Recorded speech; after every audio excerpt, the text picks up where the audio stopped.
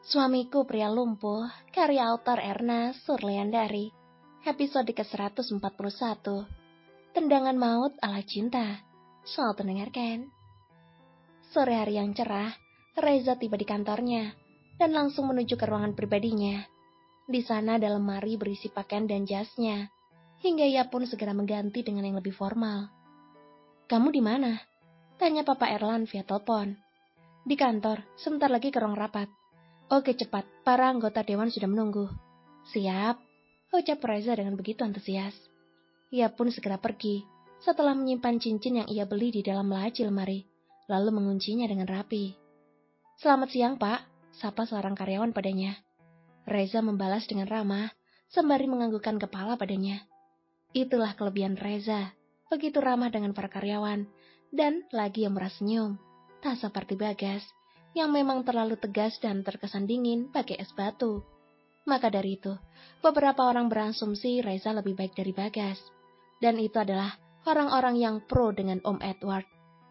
"Selamat siang, sore," sapa Reza pada orang yang telah menunggunya. Karena tak menunggu siapapun lagi, rapat pun dimulai. "Ada rumor mengatakan, jika Bagas dapat bicara." "Siapa yang mengatakannya?" tanya Reza, dengan mode seriusnya. Tak kalah dengan Bagas ketika melakukan hal itu. "Kabar burung dapat didengar dari mana saja.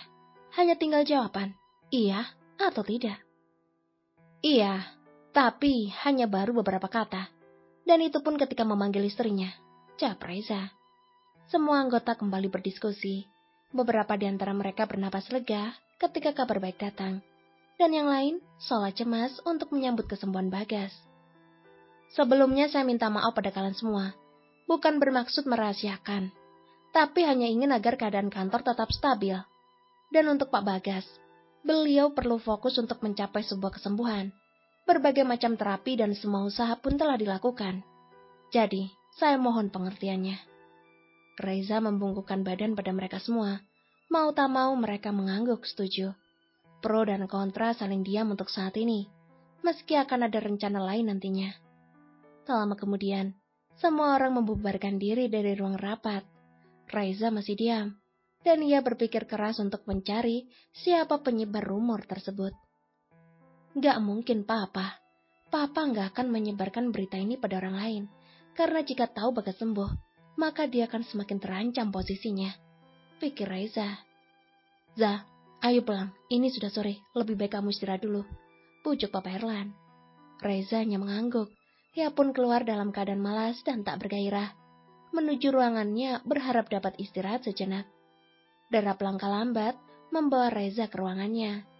Dengan jarak yang cukup dekat, ia mendengar senandung merdu dari seorang wanita. "Bagus juga suaranya," puji Reza. Ia pun menelusuri, mengikuti arah suara tersebut.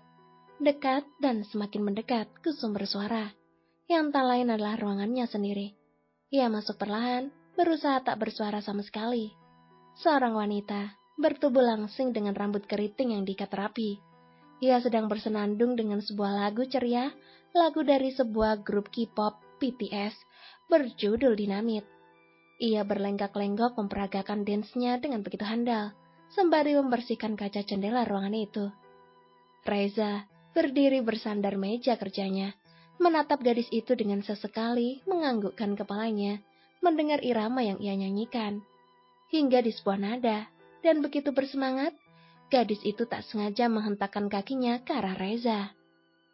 Sebuah tendangan mendarat di perut rata Reza, sakit hingga Reza jatuh tersungkur ke lantai. Sakit!" Lirihnya meringkuk memegangi perut. Tuhan tak apa? Maafkan saya terlalu bersemangat menari sampai tak melihat di sekitar," ucap gadis itu cemas. Reza mendongakkan kepala. Ia melihat sosok yang selama ini ia cari. "Olin," panggilnya lemah. Ia pun memejamkan mata, tak sadarkan diri untuk beberapa saat.